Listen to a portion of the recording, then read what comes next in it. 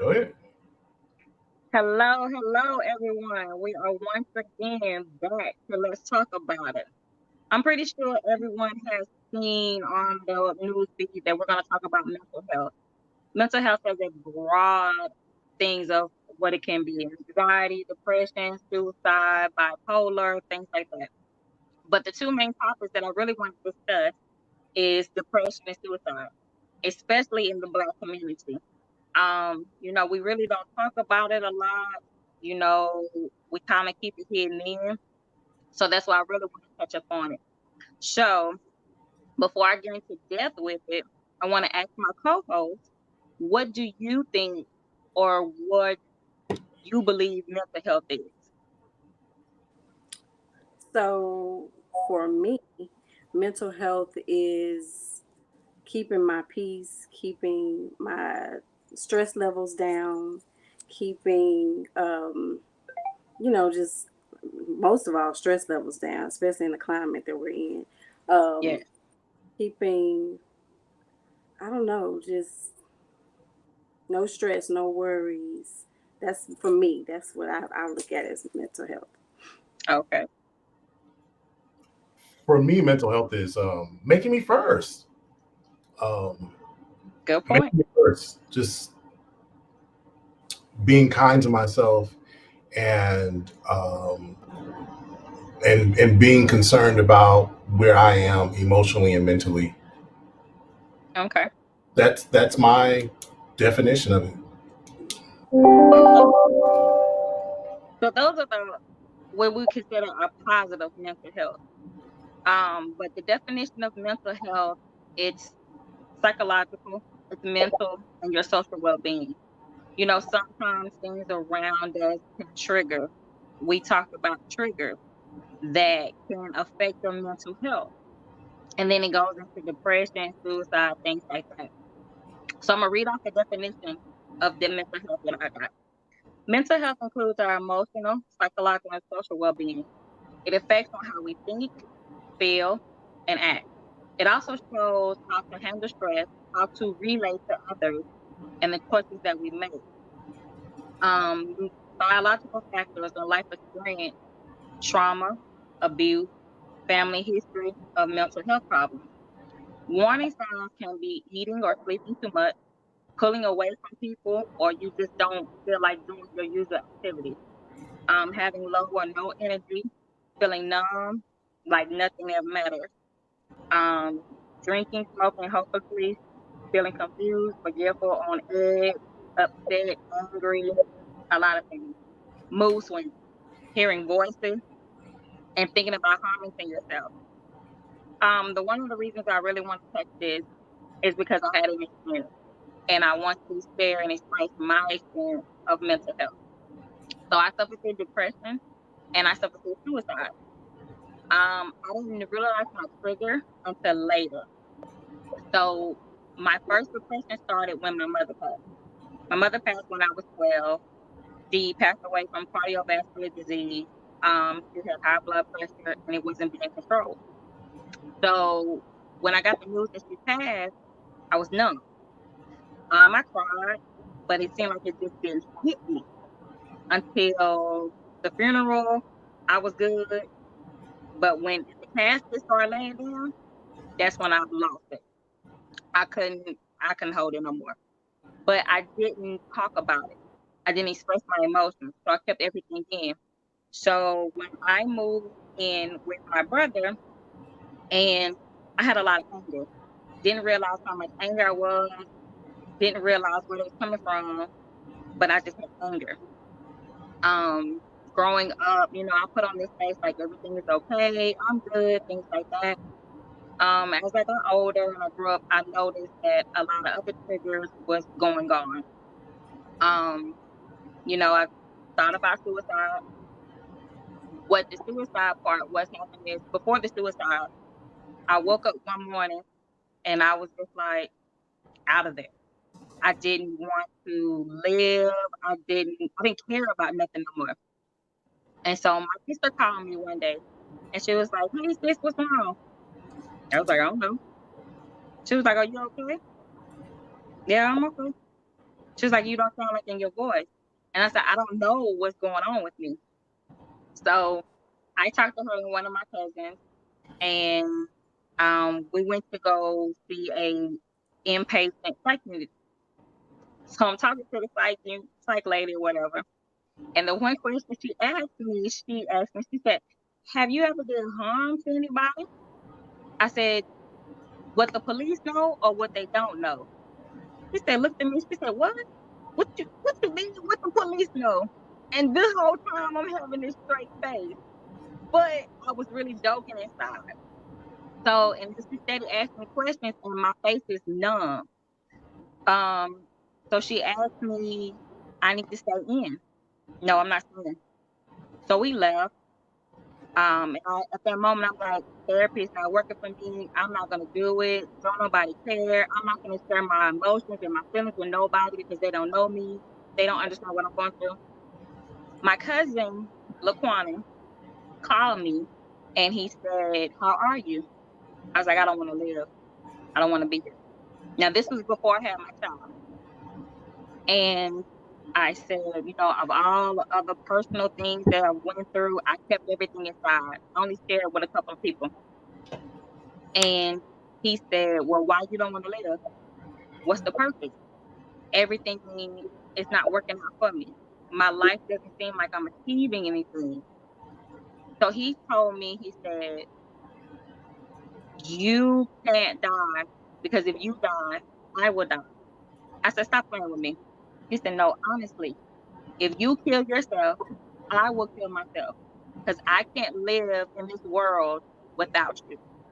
That was my wake up call because I realized if someone was willing to take their own life because I'm not here, I can't, my soul couldn't rest with that. So I ended up finding a therapist.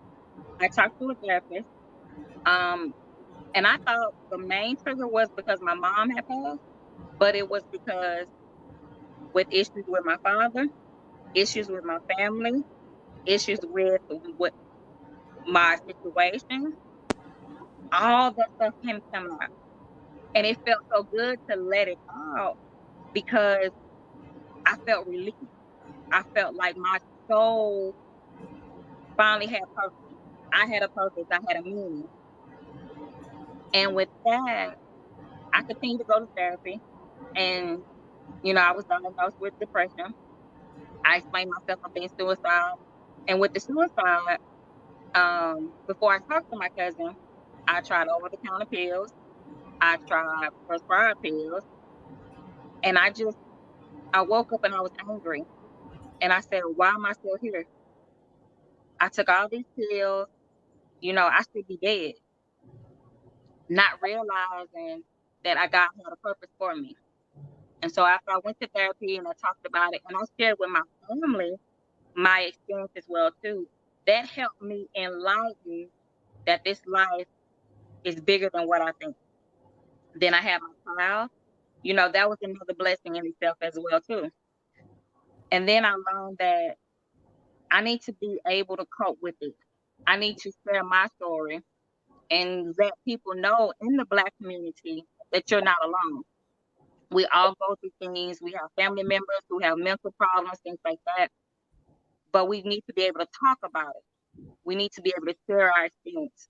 We need to be able to express it. A lot of things like that. So that's my experience of depression and mental health in a small nutshell. Yeah.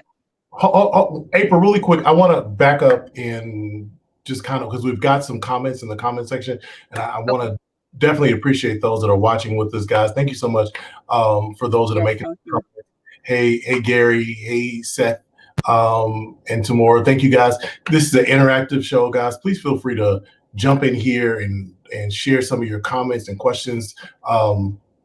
We are unpacking mental health and what that looks like. And so I apologize, April Bubble, to interrupt you, but I wanted to just do that real quick and then go back. Okay. No, you're good. And with mental health, like I said, it's a broad range of things. Mental health has no face. It has no shape. It has no color. It comes in everybody. The being able to talk about it, being able to accept it, and being able to relive your story. Because every time you talk about your story, you have flashbacks of it, but you overcome those flashbacks because you triumph something. You're still here. You're sharing your story with someone else who's afraid to share your story. So that's another thing what we have to realize.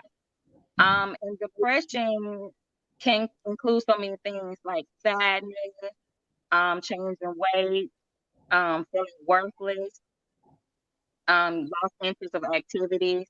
Suicide is more detrimental because you want to kill yourself. You don't want to. You feel more worthless. You just feel like you have no purpose on this life. And if it wasn't for my cousin, I can honestly say I don't think I would be here. And I have a big family, and I'm proud of that. And that's why we're close like this. So, yeah, that's basically it in a real nutshell. Wow.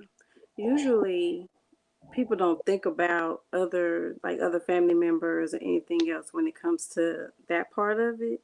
So I'm grateful to your cousin too, because oftentimes when people hit that level of depression, they don't see that anybody else would understand how they feel. And so I'm glad that somebody reached out to you who could touch you. So I appreciate that. To your cousin, if he's watching, hopefully he is. We appreciate you. So, No, I'm gonna send him the link too. right. But I do want to comment on like you said, like depression doesn't have a face.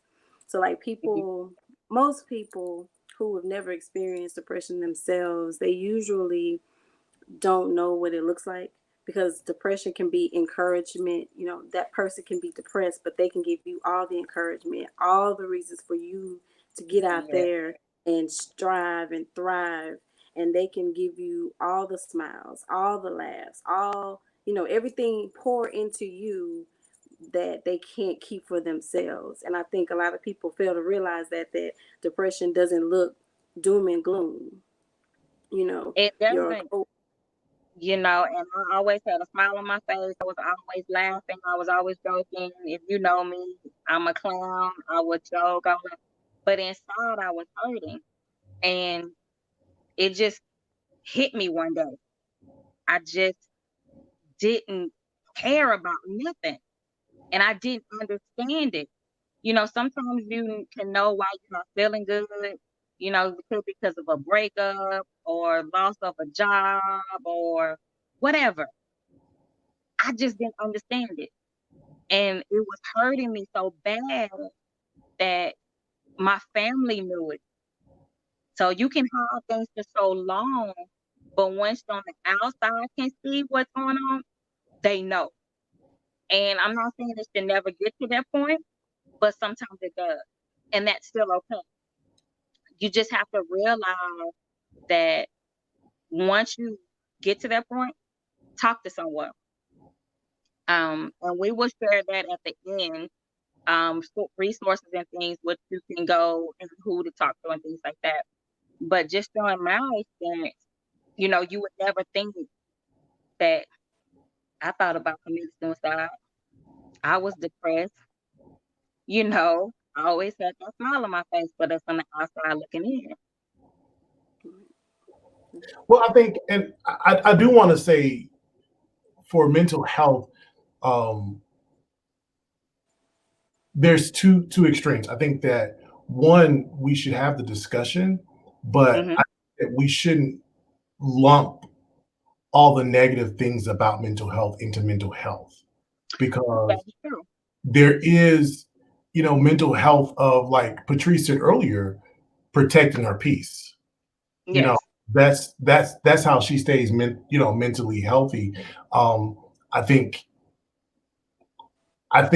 we as a human race, and particularly as an African American culture, I know for sure we are traumatized and we have traumas, and we are just we are compounding what they call traumas. So a couple of Yeah.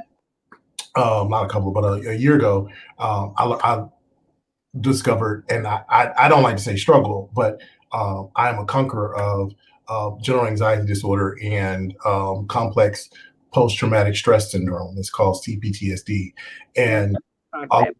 a lot of a lot of people suffer or experience CPTSD and not know it. And what that is basically is you had so many traumas that they're just it's complex. It's you think about this room with all these boxes and you keep stuffing it and cramming it, Mhm. emotionally hoarding. And so many, we don't stress enough the importance of, you know, the importance of just being mentally healthy. And um, what I feel like I should have said earlier, or not I should have said, but I will add to my earlier definition is that mental health also, and helps you gives you the tools on how you respond, because life is happening. Traumatic things are happening to us all the time, and it's Mhm. how we respond is really important. Yes, and how you respond is very important. And also how you take it and receive it. And just like how you was going through trauma or triggers to where you got diagnosed to what you got diagnosed, for me, it was a clarity. When I finally they told me you're suffering through depression and suicidal, and when the therapist broke down exactly what mental health was, she did talk about the negative of what I was going through, but we also talked about the positive during the way. And there Yeah. were small steps. And I will say this, it will not be fixed overnight. Um, you have to put in the work. You have to be open and willing. That's one thing, you know. And once you get that clarity, things will start coming into place. And we need to stop thinking that just because the therapist or the other person who you're talking to may not have experienced it, but they can give you some insight of what you can't see. So always be open to hearing what has to say. And some people are aggressive with it. Some people are gentle with it. It depends on how you react, but still accept it. Now, if it's still not registering and understand, that's why I say get, professional help. I encourage therapy. Therapy helped me. And I didn't go just once. After I went through mine and it was 6 months, I had to go back again 2 more years because I relapsed. I went back through depression. But at that moment, I knew what was going on. So I took the avenue of what I need to do and went to my therapist. And it helped me. So to let everyone know that it can happen again, it's okay. You have to be able to really, that's an acceptance of what I did. It's okay. You go through your resources. I can call my cousin, I can call my sisters, or I can cry to them and they understand if I don't want to go to my therapist.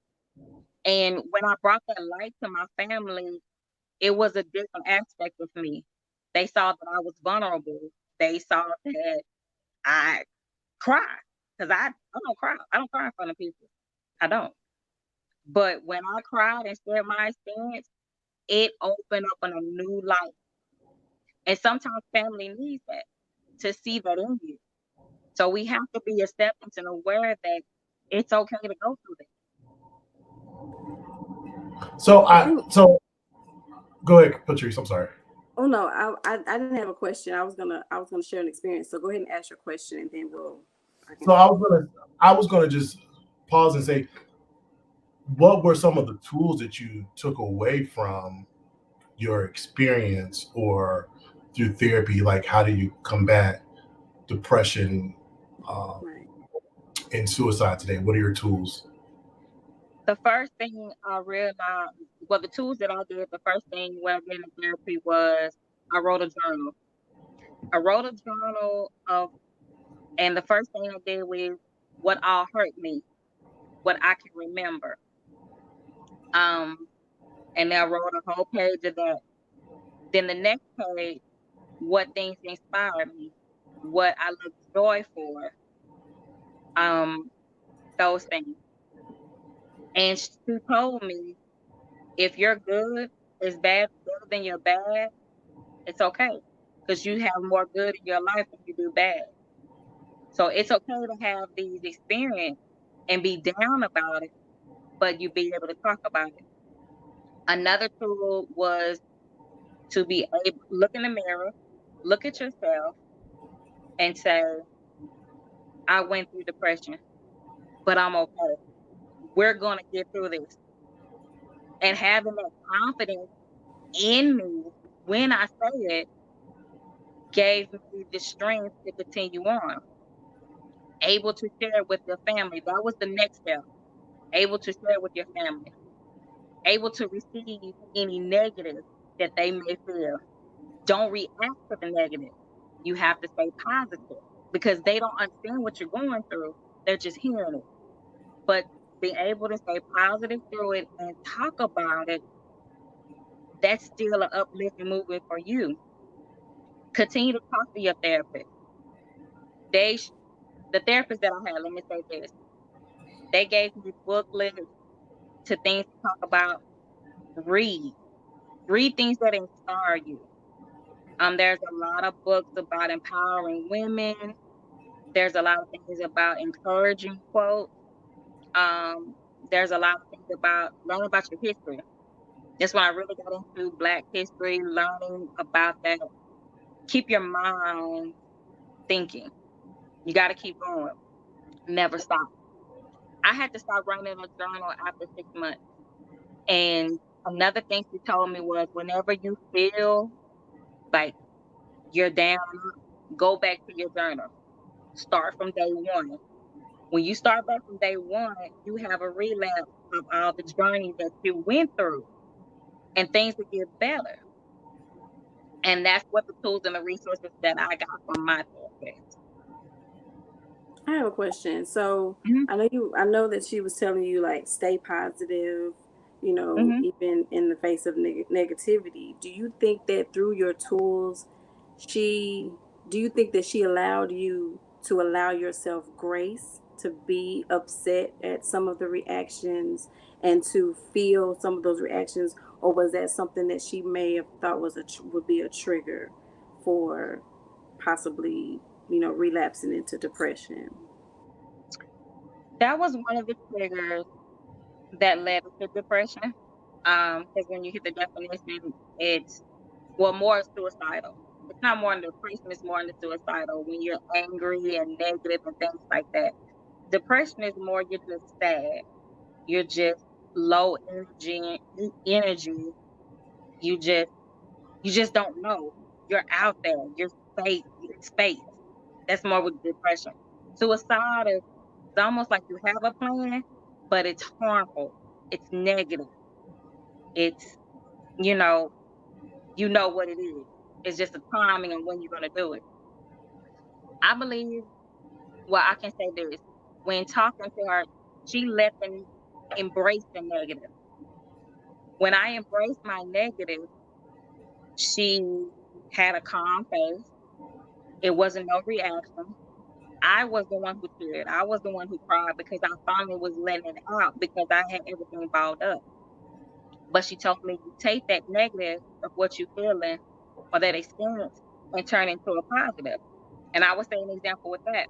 So my father really wasn't in my life, but I still kept around and things like that. And at a point I got angry. I got I was like, I didn't want to talk to him, I didn't want to fool with him, things like that. So when I went to my therapist and explained that, she said, okay, take that anger and what can you do to take into a positive? And the first thing I did was say forgiveness. So I had to forgive for his action. And when we actually sat down and talked, I learned a lot of stuff about my father. He was able to willing to be receptive of what the issue. He always wanted to apologize. He knew what was going on, but he didn't know how to say it because he knew I would react so negative. He didn't want to. He didn't want that. So when I came in a positive way, he was more accepting and talking about it and apologizing. I know I wasn't there, but we can move past forward. Now, it didn't stop there. We still have a relationship. We still communicate, and that builds up that positivity and took away all the negative. Even if I talk about it, I don't feel anger no more. I can talk about it with a smile on my face. That was one of the lessons of what you have to learn. And to your word is grace. It is. That's the grace that was upon me. It's like a light. Like, that was the light Okay. that shone upon me. That's really good. What is when you experience those emotions, how do you relate to that now? Like, as we are, every time you turn on the news or you open up your phone, sometimes it's traumatizing. So how do you It is. how do And you navigate through that? the one thing I would say to that is whatever religion you believe in, whoever God you believe in, go to them. Pray. That was another thing that the therapist taught me. Because sometimes talking to whoever you believe in, your God, can release some of that worry. I grew up in the Baptist church, and so there's a lot of scriptures and a lot of things that we believe in. And one of the things is that God won't put no more than you can bear. And sometimes when I lay out my troubles, I let it go. Once I let it go, I leave it in God's hands, and I can honestly say that things turned around. I could have thought the worst of the worst and things of this. There have been times there was one time that I lost everything. I lost my house, I lost my job, I lost my car. I didn't have nothing. And I was staying with friends and cousins and things like that. And the one cousin who inspired me and told me, what I was talking about, he also, when I moved into a hotel, I didn't know this at the time, but after work, he would come and stay in the parking lot for an hour just to watch him, just to make sure I was okay. He would call a text and be like, "What are you doing?" I'm like, "Nothing." He said, "Okay." And we have a conversation, not knowing that he's out there watching me, making sure there's no harm. So he is like my angel. So, we're riding out. Everybody in the family, they know when we're together or we up to something. But we have each other back. And I didn't know that. And to know that was just like, once again, my saving grace. And that's what really just helped me. I can honestly say, just pray. Whoever you believe in, whatever you believe in, pray to your God and let it go. Because if you have faith in Him, He has faith in you. And things will turn around. Worrying yourself and expecting humans to do it, sometimes that don't work. You have to have faith. If you have faith in God, you have faith in yourself. So if you have faith in yourself that you're going to make it through, you can weather through any storm. That's the purpose of life. That's your testimony. So, but what do you say to people who don't have faith, who Yeah. may be, you know what I'm saying? Like, I can't speak for everybody on the panel. Like I have, I believe in God. I believe that, those things that you're saying are to be true, but Right. there are those who are struggling with depression who may not have that same faith or may not have that same foundation. And so I think not not taking away from anybody, even myself, we have to remember that there are also those like that who are hurting.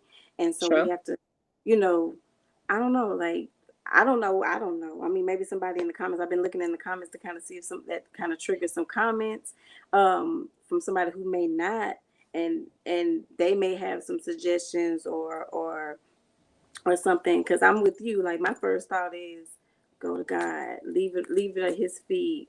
But that don't always work for some people, and may believe that may not be enough. And because sometimes what does that mean?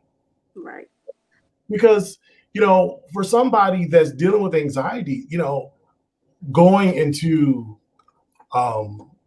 just some of the experience we're talking about, depression, suicide, just those, some of these triggers and traumas, one has nothing to do with you, but you internalize it. And we, especially as I'm gonna speak from a male perspective, men, we are expected not to really have emotions. We don't cry. We can't be too aggressive. We can't be too passive. You can't be too assertive. It's you're trying to. It's like you're trying to wiggle in this thing, and then on top of that, I got feelings. Like I got legit feelings, and it's like, how do you deal with them? Like, how do you let them out? And you learn to cope, and you learn to, you become this hard exterior person. You become this, all these different things, and then,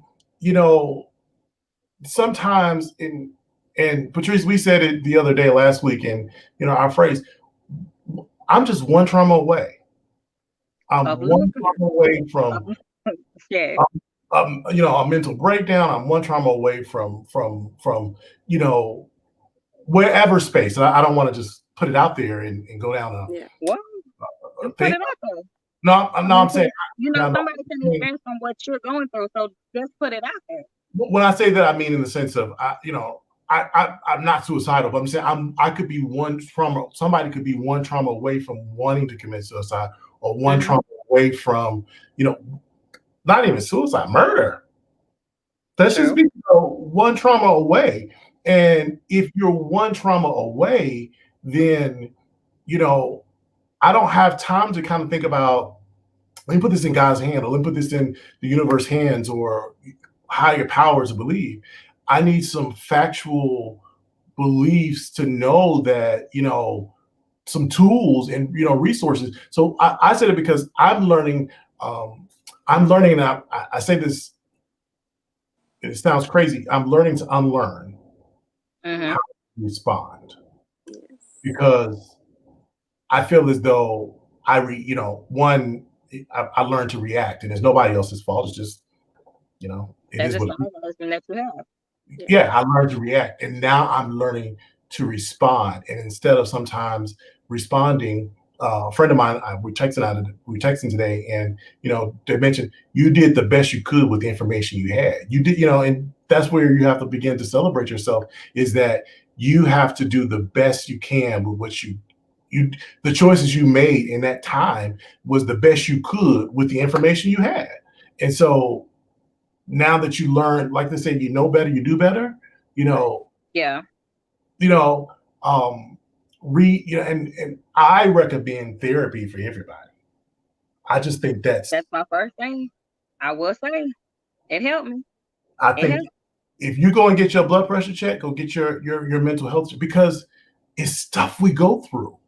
Right. From being a black male, being black, being a human, whatever, you're gonna go through some traumas, and therapy. Not only do you talk it out, but you also find tools on how to navigate through some of this stuff, because there's some real icky stuff. It is. And to kind of answer both of your questions, who do you go to if you don't have faith? And that kind of coincides with what Ryan said. Go talk to a therapist. If you don't have the resources, or at that moment to go talk to a therapist, talk to someone who you can trust. Talk to someone who's open and will listen to you, and being able to say, what can I do? Do you have any ideas on where do we go from here? Like I said, I'm not a professional. I really can't say what to do for someone who doesn't have faith. I can speak on myself and my experience and my truth. But if that situation did come to me, that's what I would say. Or I would even open the door and say, sit down, let's talk about it. I can give you my experience. I would say, who's a close person to you that is able to listen, who's able to process the information and give you positive feedback.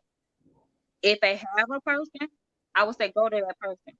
If they don't, I would say let's look up some clinics, let's look up some therapists, let's look, at your job. You have an EAP, Employee Assistance Program, that goes and helps you with therapy and things like that. Let's try that. But also don't drop the ball right there. I'm not going to drop the ball right there. I'm going to continue to help you and continue to ask questions and almost like bug you about it to make sure that you're following along with it. And sometimes it works and something doesn't. But as far as my experience, that's the best what I can do. But I'm also going to encourage you, but I'm not going to stop. I'm not just going to sit up and say, if you don't believe in God, then you ain't got nothing. No. The human in me is to help you as much as I can because I've been through what you've been through. You're just a different experience. But I'm going to continue to help you and lead you along the way if you don't have faith. And like I said, continue to ask questions. Help them, guide them. That's the best about the response. But I will always refer to therapy, a professional therapist. Yes, it helped me. And I will also say, stop trying to make your pastor. Stop trying to make your pastor be your therapist. Stop trying to make your friend, your partner, your boo to be your therapist, because there's this expectation. Ask me how I know, because I did it. Yes, please. How do you know? I'm speaking from experience because I misplaced the expectation for people to help me walk through or navigate through some things, when really the power is within yourself. And really a therapist is only empowering and helping you to remove those blinders and blockers. And sometimes people that love you and that are close can enable it because they are not helping you get to the core or the root of what is the problem. Yeah, they're trying to make it better in that moment. They're trying to make it, absolutely. Versus saying, again, I liken mental health or mental health checkups to checking my blood pressure. Yeah, it's the same in equivalence of importance, because you need to get it checked, and you need to get people that are experienced and know how to deal with it. exactly. Because they can understand and go through. And referring to my cousin, when I opened my experience, he opened his experience. And it made us closer than we already were. Because he's a Black man, successful, but everything was put upon him. And how our family is sometimes, we hold stuff in. And that's the male and the female of us. I think that's everybody's family. I think that's just everybody's family. And, and I think the stigma about mental health is that we think because you have mental health, you have depression, or you have one of those things, that you are a bad person and you're judged and there's shame with it. Yeah. We have to take away that stigmatism that there's something wrong. No, just this whole month, excuse me, not September, but August, just this whole year has been traumatizing. Everybody needs therapy. We do. From being an essential worker to a non-essential worker, no one has it better. And especially someone with kids, I can understand have your kids there 24/7. It would drive me crazy. I ship them off. But being an essential worker, I can tell you this thing for being an essential worker.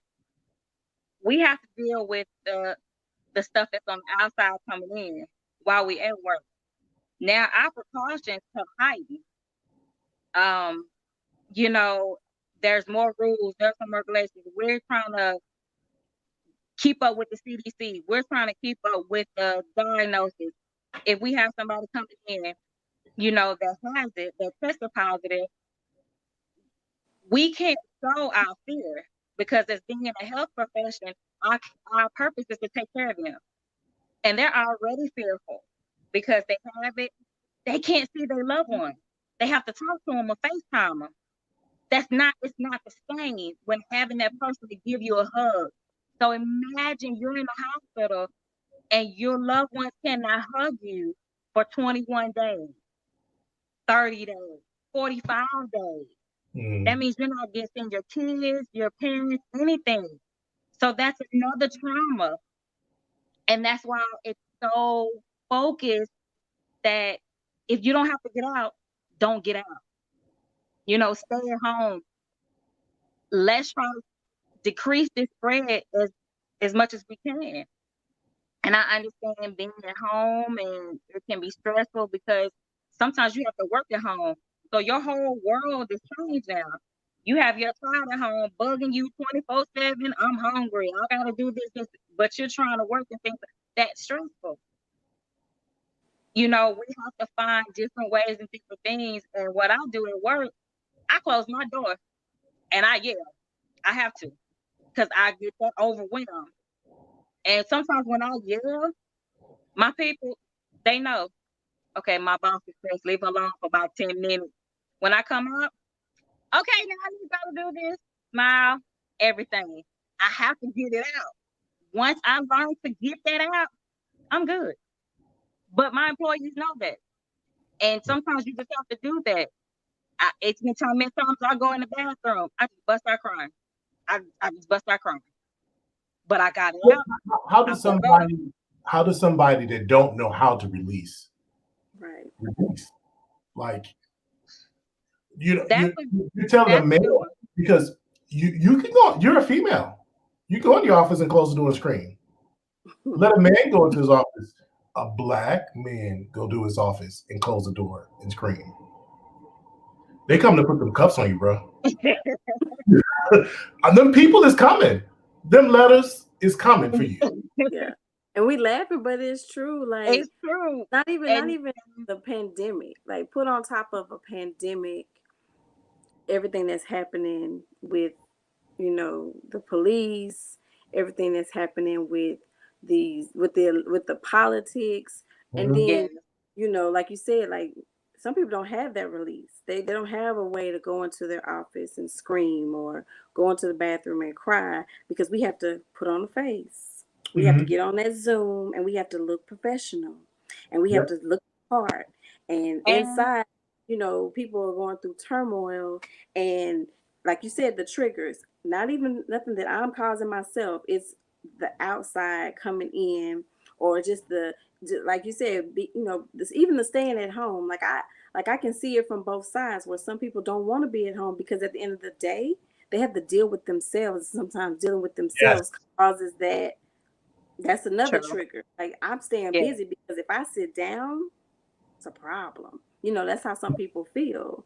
And so I feel like that's why when I say for me, mental health is protecting my peace. I was raised by someone who suffered with depression.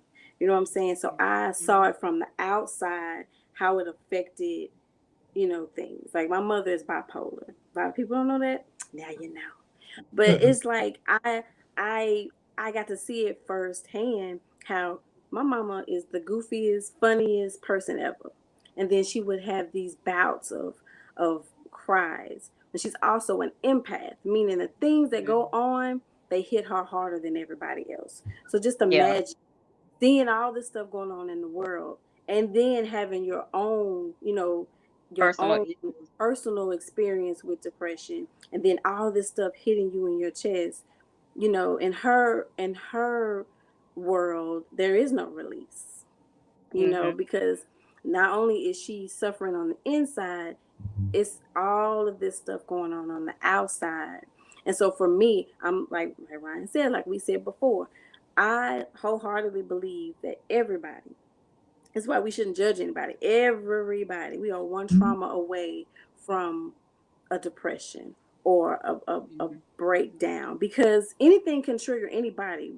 Like you That's said, true. just the Black community, we already have so much trauma in our DNA Yeah. that's why this stuff compounds itself with the police, and it gets to us more than it may get to other people, because we are seeing ourselves over and over and over and over. And it seems like nothing is changing and nothing is Exactly. happening, and it's continuing. You have a fearful, just like, between me and you, we have a Black son, and I'm fearful of that, and so much trick, and just like you say, there's so many tricks that can happen. Once again, talking about my cousin, when we finally opened up about each other and our struggles and what we went through, it kind of helped him being able to say, I need a stress day. I have a mental breakdown. And he separates himself from that. And he does what you do, protect his peace. He knows at that moment he has to protect his peace, whether it's outside, sitting outside, talking by himself, or whether it's cooking, or whether it's just watching TV, that's what he does. But he will let his mom know when he get on them Zoom calls and they get to bugging, and he's like me, he snap off quick, fast, in a hurry. But now he has to realize I need to stay, and he separates himself. As a Black man, I can't speak on it. I can just share my experience, what I have with my cousin. And so, as a Black man, what I would suggest is find a strong Black man who you can talk to. Ryan, you shake your head, no, what's going on? Well, like I said, I'm not a man. I don't know. And the reason why I said it, and I shake my head, because I don't want to get into toxic positivity, and that's where finding somebody strong, because who I think might be strong really may not be strong. Yeah, going through their own stuff.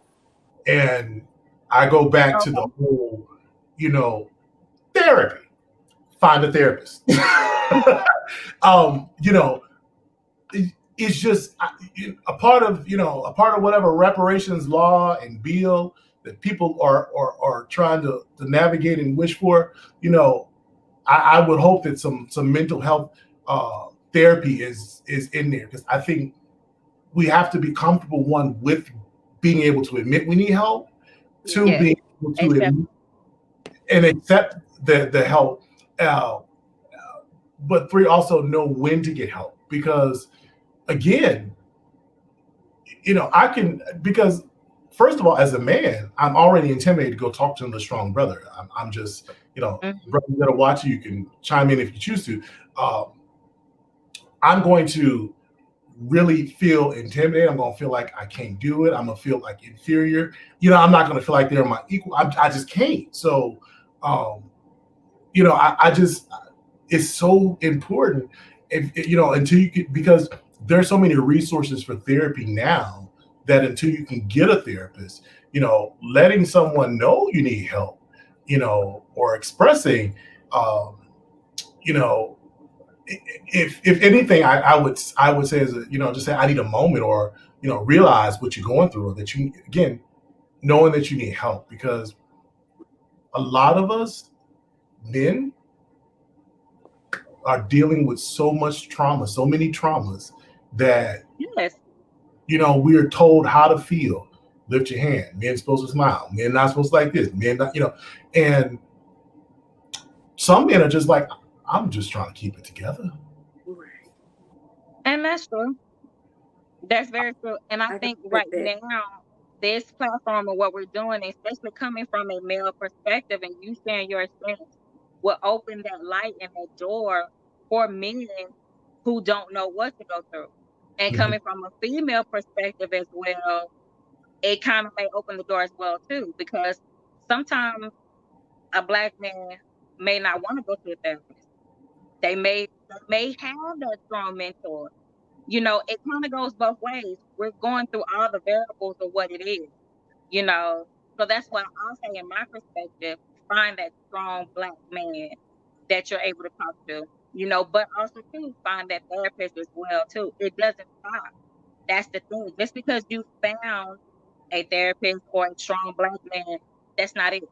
That it doesn't end. You have to continue on until you find your inner peace. Until you find your positive mental health. Because right now you're the negative.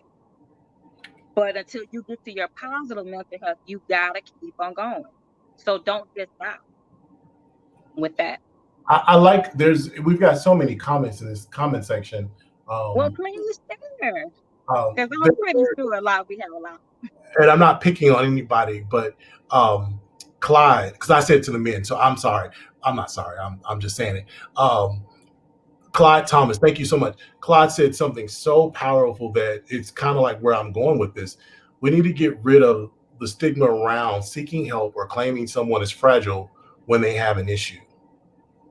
And that's why I said in the Black community, and then you mentioned before, Ryan mentioned before, and Patrice mentioned before, sometimes in the Black community that we feel like if you have an issue, you're crazy, something's wrong, or things like that. No, we all go through stuff. Everything is not good. So when someone comes to you, you have to be sympathetic. You have to be an open heart. And if you feel like someone is that, you can say, thank you for your time, and find something else, find someone else. Just don't stop. I'm going to tell you this, take the negative into a positive, but keep on going. And in the Black community, we have to stop that, just like what Clyde said. Stop thinking that everybody's crazy when they come to you with something. Right. Gary. Being empathetic. How about that? Yeah. Gary said, black men are made to feel ashamed, and it's harder sometimes for us until we see another Black man share their story. Go ahead. I have a comment. So, and I agree with him. I remember having a discussion with a guy who was saying, if a man, period, shows emotion, women use that against them or this kind of thing, like they don't have time to heal. And I remember telling them, you have to take the time. Like if something happens to me and I feel like I need to heal after that, I take it, meaning it belongs to me already. And so I'm going to take it, and no one can take that away from me. And that's what I was telling him. You have to take the time. Like, who cares if people think it's strange? Who cares if people think, oh, you're being selfish? I am. I'm most definitely being selfish because if I want to live, then I have to be selfish. I have to make sure that I'm okay, because I can't help anybody if I'm not okay.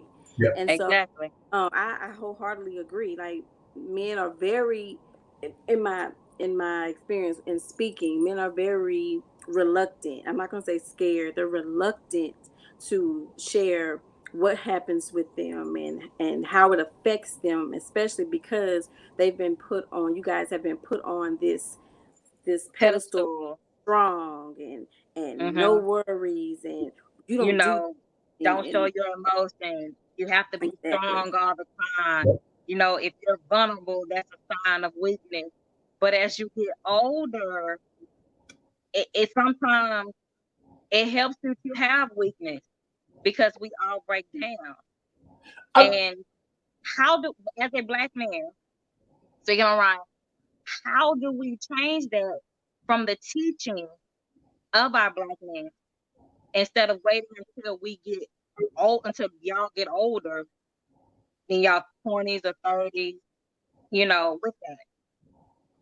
We got to stop this toxic masculinity, because that's what that really is. This toxic masculinity is this belief that, men's supposed to walk around hard up, and it's so much, because we don't know how to ask for help. And, there's this expectation, women want to be protected. They want you to be the protector. They want you to be the provider. They want you to be this. And, just like women, I know, are walking a tightrope and fulfilling many roles. And hats off to you, not knocking, but I'm speaking from a male perspective. that there is that, and we have to change that narrative. And it's one of the reasons why I talk, for me to do with Black Boy Joy conversations is because I want it to be less, intimidating, but that we all have a story and a narrative, and that our narrative is who we are, and to celebrate our journey. You think about this. Men really didn't start wearing pink until about 10 or 15 years ago. You remember the ad, the thing, real men wear, now, men, there's that whole, you can't wear this color, you can't wear that color, God forbid if you grew up in the church, you only had black, blue, or brown suit, you didn't really gray or these other colors, and so when you got all that compounded and you just trying to walk around and, you're not able to be yourself. And so for some people that grow up being free to be themselves, I celebrate and support that. But then there's a lot of people, a lot of men that just, not all men are blessed to grow up in an environment whereas they don't have to feel as though they have to be the man of the house, because, they're the only man. So they got to be the man of the house. They got to take the trash. They got to do all different things. And I'm not putting the blame on anyone. I'm not saying that it's mama's fault or anything like that. I'm just saying, because there's no definition of who's to blame. I'm just saying that, we must, because somebody said it earlier, we can't put these expectations on people. So, stop putting our boys in these positions to be more than boys. Stop having our boys to say, you the man of the house. The man of the house, no, teach them it's okay to feel, and let them to define or tell their own narrative, to celebrate that, because one of the things I hate, I not regret, one of the things I reflect on that I wish I did more growing up, even though I hated it, was crying sometimes. Why did you hate crying?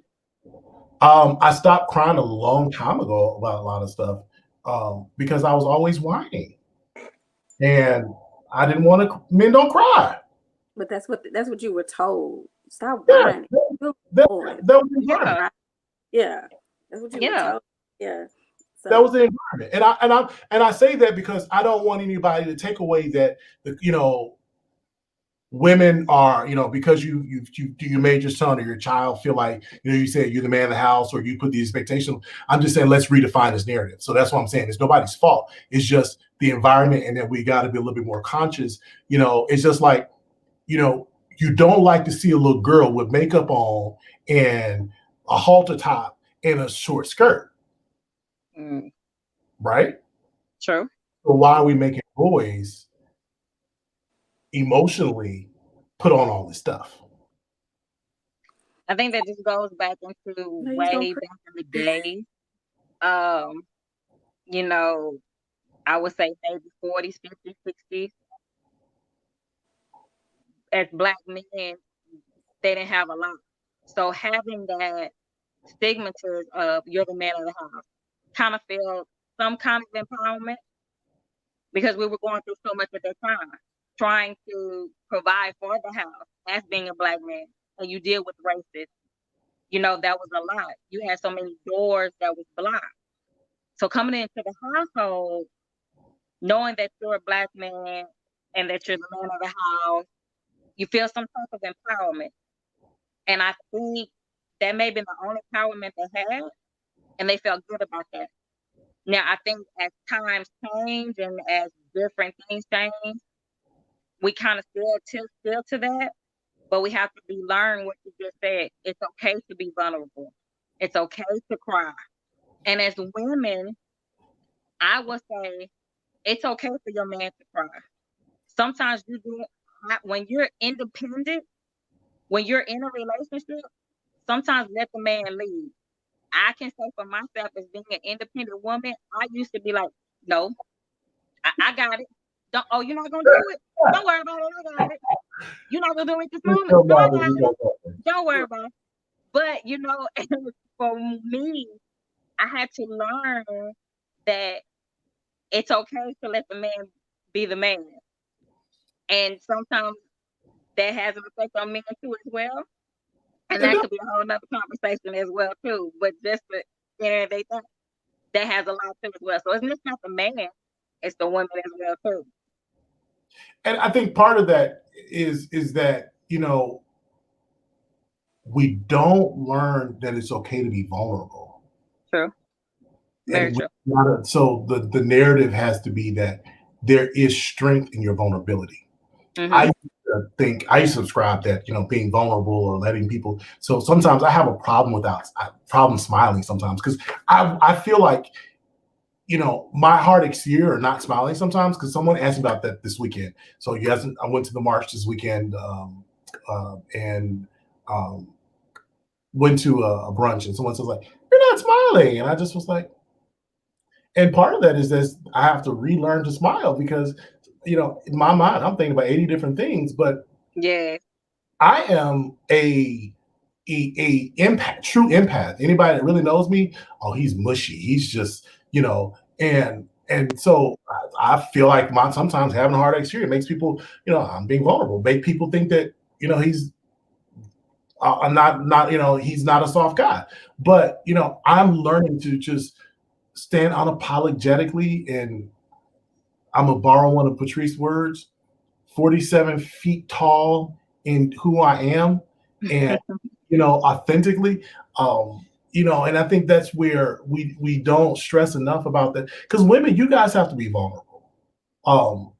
Everybody's trying to, who could be the most independent versus being vulnerable to say, I need you. Right. Yeah. And like just hearing you say that, like I can just see how that can be problematic. We have all these men walking around who feel they can't express themselves, and they feel they're not being seen. Mhm. And then we wonder why some of the things happen that they do, where people are popping off because mentally they have no release. They have no, and not every man, because there are plenty of men who are able to be vulnerable, plenty of men who are able to vent and take time for themselves. But oftentimes, more often than not, you find plenty of men who feel they can't express themselves, and they're walking the streets. And like you said, one trauma away, one encounter away from them having just, all of that come off of their chest, because they hadn't had the opportunity to have any type of mental release, whether it be talking to a therapist, or having a non-judgmental friend, or having a group of guys that they go and work out with, and they just go and release some of that stress, or just whatever it may be. Like you said, they're still mourning the death of a parent, but they can't cry because I'm a man, and kind of thing. So I appreciate you kind of bringing that up, because it just makes me more aware, makes me more cautious of you don't know what people are dealing with, first of all, so you don't want to cross anybody the wrong way or anything like that. It kind of brings into perspective, what men are going through that we don't see on the surface, because they may feel they may not have that mental release, as far as people give women the freedom to do. Like April said, she's able to scream to the top of her lungs to release whatever stress. But if Ryan go in that same closet right after April comes out, it's a problem. It's a problem. And there's this anger we as Black men, we angry because the daddy's left, or daddy, not saying for all, so let me rephrase that. We grew up in an environment where we feel as though you have to be the man in the house, or your daddy's left, or, loss of a loved one, we're not taught, and beyond Black men, Black community, because women aren't taught you guys are not given the freedom to express and respond to your emotions. April, you are able to go into office and close the door and scream. There are some women that can't, because it's you got. I don't be the angry Black woman. I was just about. And that is true, and I think it's just because of my demeanor, and I'm always vocal and I'm always able to voice what I feel, and I let it be known. I've told my boss plenty of times, if I go in my office and scream, leave me alone. I need to let it out. I have that. And I think for me, being able to tell my boss what I'm going through and what I'm doing, it's more of an acceptance. Mm-hmm. And sometimes I would say as women, as independent women, we've known to hold stuff in. But I would say being at your job and life and everything, let it out. Let your boss know. Have a one-on-one with your boss. I would say this, if you have a good communication with your boss, talk to them. Set up a meeting, talk to them, and let them know how you feel. And just say, hey, is it okay for me to take a stress day one day? If I call it and say, or can I work a half a day because I'm out. I can't do it. You know, you never want to get to that point to where I did. I clicked out in life. Didn't know why, didn't know what. So when you feel that pressure and that stress, especially at work, let your boss know. Because it goes back into, if you react, you're going to be labeled as an angry Black woman because they don't know what's going on. You know, my employees know. They know me. I'll let you know. I got to let out. So they understand when I'm that stressed, they back away. They say, okay, let her calm down, let her do that. Because I let them know what's going on. I let them know how my stress level is. I let them aware of that. So just tell it. So Yeah. Go ahead, Patrice. Go ahead. I feel like that can be sticky though, because like I work in It corporate can. and everybody in management don't look like me. So the things that I stress about is not a problem for them. My boss don't look like me either. The things that bubble up in me she may not understand. So the only thing I love everything you said. The only thing that I would change is I'm not asking you for a stress day. I'm taking a stress day because, like I said, we have to learn how to take that and pull it into ourselves. Because if I ask your permission, I'm giving you permission to say no. And I see your point. And I see your point. And with you and how your demeanor is, I would tell it. For me, because I saw such a strong demeanor, sometimes when I ask on the outside, I'm being vulnerable because I never asked for anything. I'm normally telling you what I'm going to do. But I'm telling you, I'm not going to do this. I'm not going to do, oh, no, we're not doing that today. That's what I'm known for doing. So when I ask, they look at that as, you know what, it's kind of being vulnerable because she never asked for nothing. She always tell me what she's not going to do. I want to say this to that point is that you take it. And we're talking about the people that don't know how to take it. That's true. You take your moment. You go in and you don't ask somebody for permission to go in your office and close the door. You say, I told my boss, listen, if you hear me to do this, but some people don't know that they have the empowerment to take their emotional well-being or their mental health back. Because I used to be that guy that used to think that it was going to be somebody else was going to help me get it, provide the peace. And, now I'm just, joy is an emotion that you just got to feel, happiness, joy and happiness, life, there's so much thrown at us. We got to be intentional on feeling it. And I got to think about how I can feel it. What will make me feel it? I do want to say to the men that are listening and women, this is for you too, but men, how do you deal with not being able to express it or to express yourself? I say be kind to yourself. Yeah. Mm-hmm. The hardest thing in the world at times is to be kind to yourself. Sure. Some people may say no, be kind to yourself to stop saying, I'm such a mess up. Be kind to yourself to say, I deserve to take this time off. Be kind to yourself to say that I deserve to be in a job or role that allows me to take time off or that allow me to go and scream into an office. Be kind to myself to know that I deserve to take my power or my joy back. Be kind to myself enough to know that, this is my limits. Be kind to yourself to know that, I'm really stressed right now. I need to go have a donut. I need to go work out. Like, be kind to yourself is Yeah. the number one thing that I would recommend, speak highly of, besides seeing a therapist, is to be kind to yourself. Yeah. Practice being kind to yourself every day because it's hard. It's hard out here to be kind to yourself. And like It you is, said, and just like what you mentioned, also too, find your joy. Find your joy. Your happiness. Sometimes you can just, when you're so stressed out, and when I feel like a mental breakdown, I think about my child, and I think about if I let this overtake me, something happens, where's my child gonna go?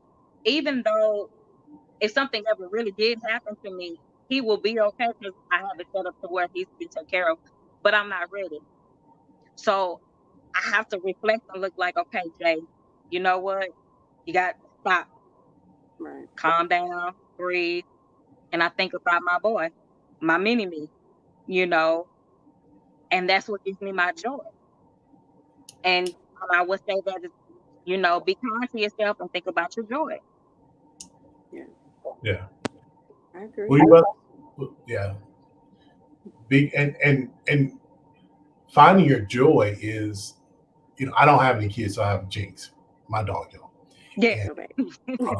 Your baby. That's your baby. That's your baby. Sometimes I don't get joy thinking about him. But I'm learning to find to just practice gratitude. Yes. To be able to, because I think about what about those people that don't have kids, that don't have, we can think about 5 things that we can think of that make us happy. You got a job, you got food on your table, whatever. What about the people that are right now that can't fall back on that? Like all they see is darkness.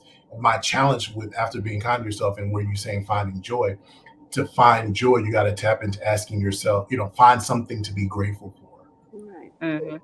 To find something to say, I thank you for. And even to add to that, like, don't think about tomorrow. Like, worry about right today. now. Like we said, be present today. So I can find 3 or 4 things that went right today. Now I might have ate that extra donut, or I may have did, but I may have drank a gallon of water today, or Yeah. I hit a deadline that I missed last week, and I'm okay with that. And then we'll worry about tomorrow.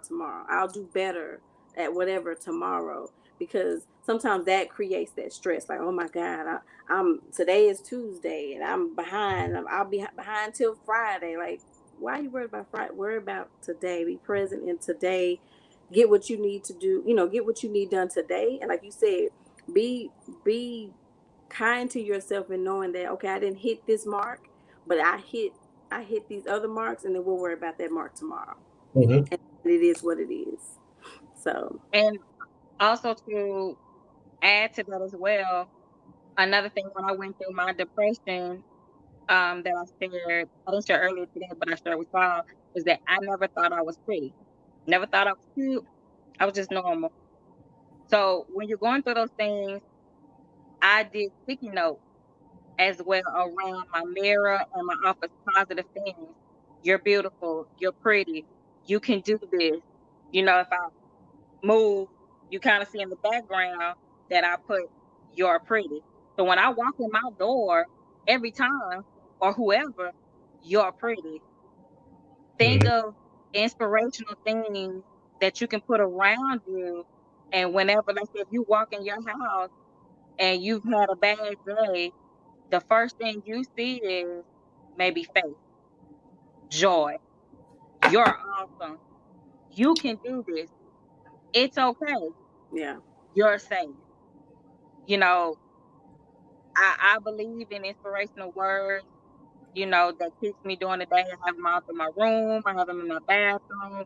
Because sometimes I just sit and I just read them and look. I'm like, you know what? Yes, I am. I'm courageous today. I'm brave today. I'm gonna do this.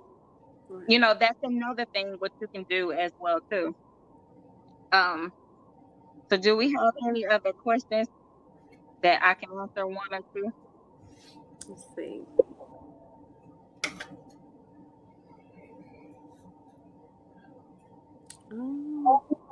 There's so many amazing comments though. Yeah. I want to say, hey, Gary again, and BM Franklin, Tamora, Jacqueline Vincent Willis, Wills. Did I Hi, say her? cousin. Thank you, cousin. Love what y'all are doing. BM Franklin, Word Up. Gary is talking about real masculinity when we're talking about that toxic masculinity and being vulnerable. Claude Thomas, we've been given bad definition example of what manly, what it is means to be a man. You understand second community, rally around each other, and become actual support and actual community. Yes, your tribe is important. Teach our new generation things we missed at their age. Yes. I like that. Stop the toxic cycle. Stop Yes. the toxic cycle. Gary, where is the written that men don't cry? Right, we do cry and we should cry. And Yeah. that invisible handbook of raising men. Exactly. So we're letting you know, coming from the female and the male perspective, it's okay to cry. Exactly. Let it out. Go in the bathroom, go in the closet, go outside. I don't care. In the car, cry. The whole of the Black community is shell shocked due to the generation of trauma and traditions of emotional abuse set forth by you are so right, BM. I know what the ... means. If you don't know what it means, just fill in the blank. Right. One of bright mental illness is a mental defense. Generation curse, you break it. This is very true. Word up. I do want to say again, you know, we're given so many traumas in life. It's how you respond, and I think therapy and these are some tools. You know, finding tools on how to better respond to when stuff happens. Yes, I'm tired of being judged because I show my emotions. Will mean it doesn't show you damned if you do. You're right. If you don't. Damned if you do or you don't. And you know, for that, I would say I understand what you're saying, but also too goes in reflect of what Ryan has said. You know, being vulnerable, find your joy, because you're gonna have that negativity, but at the end of the day, you know who you are. Exactly. You know, and some people find some don't. That we is gotta true. go back to For the ones who don't know, I think this is a stepping tool for you to reach out to find out who you are. You know. Yeah. Shante Kenny's good points. Anger festers and build, they end up controlling life. Absolutely. That's why. Yeah. They will. And we don't like that. We don't like it. Good for you, Amy. Amy had to take out after 3 months. Girl, I wish I could. I wish I could. She understands because she works at a mental health clinic, so she sees it all the time. And I think it's a real lesson learned when you work in it. You can reflect on it, and you can teach other people as well too. When you have so many different mental illness, you see how it really affects people, and sometimes it makes you reflect on your own self. Yeah. So those are the bulk of the comments, and yeah, I totally agree. You know, mental health is so important. It's taking care of you, and it's, you know, I think about the song, the Beyonce's newest project, Black is King. Mm-hmm. And, just think about this: if you're raising a Black boy, a Black girl, any child, they are king. You raise them to be a king or queen. Mm-hmm. You don't want a leader that cannot show empathy or show emotions. Exactly. So, child to be vulnerable, because you know, I mean, we live with a president or a leader that doesn't show empathy. We that turns out. So being able to teach them that it's okay to show emotions is so imperative.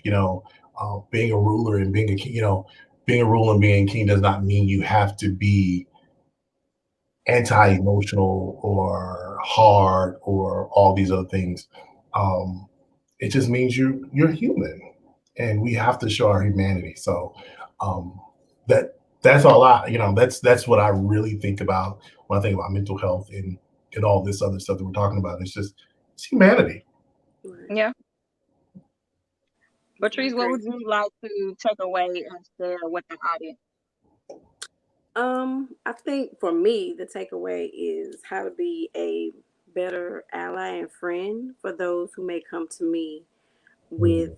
whatever they have, they deal with. Like I said, I was raised by someone who suffers from depression.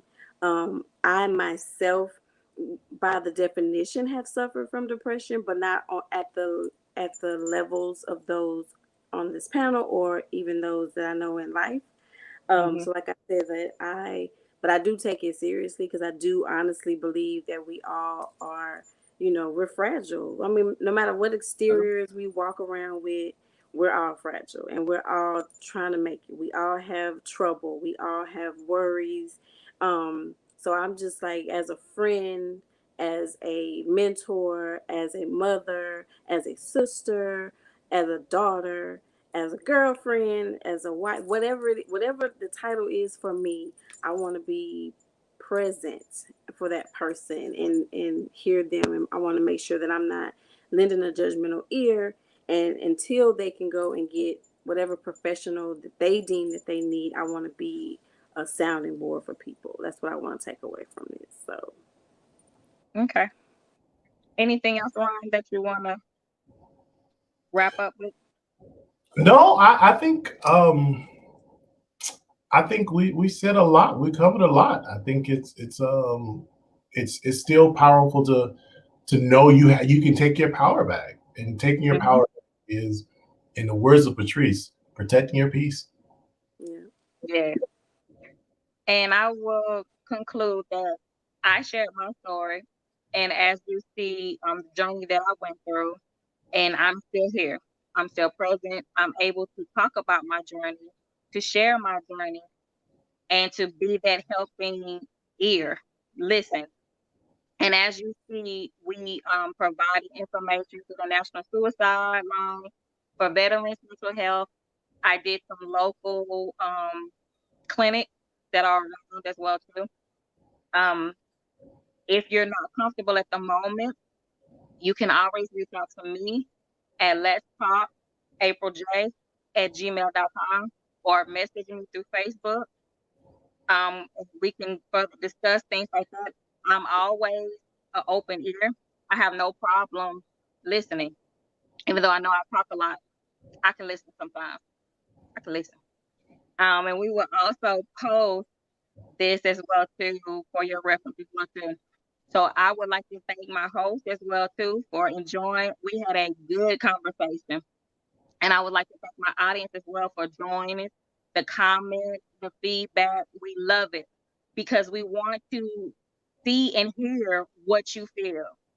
And even if you're not willing to share, you can always share with me privately. I have no problem with that. So I want you to know you always have an option. And any questions or concerns, anything that you have after this, please reach out to me. And it was a pleasure sharing my story. I hope my story inspired and encouraged you. I hope you take away, not just from me or not just from Patrice and from Ryan, but from all of us. We all share different options.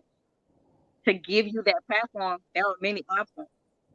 And I would say, you know, find your grace, find your joy, find your happiness, but be able to accept what you have. I think it's the first step of learning. So as I say good night, I will wish everyone a blessed and happy day and have a happy week. And we will let you know when the next one is. Have a good night, people. Good night.